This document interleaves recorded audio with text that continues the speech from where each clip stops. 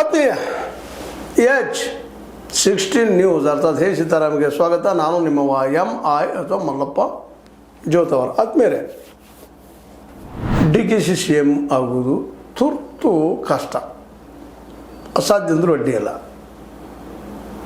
ಹಾಗಾದರೆ ಏನು ಮಾಡ್ತಾರೆ ಮುಂದೆ?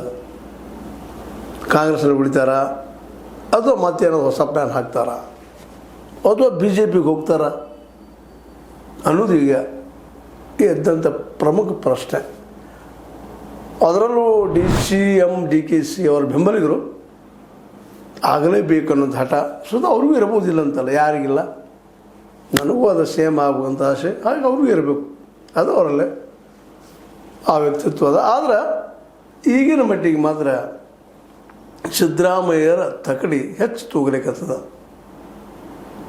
ಇದರಿಂದಾಗಿ ಸಹಜವಾಗಿ ಸಿದ್ದರಾಮಯ್ಯರಂತೂ ಈಗ ಎಲ್ಲ ರೀತಿಯಿಂದಲೂ ತಮ್ಮ ಡಾಮಪೇಚ್ಗಳು ಹಾಕ್ಕೊಂಡಿದ್ದಾರೆ, ಹಾಕಿಬಿಟ್ಟಿದ್ದಾರೆ.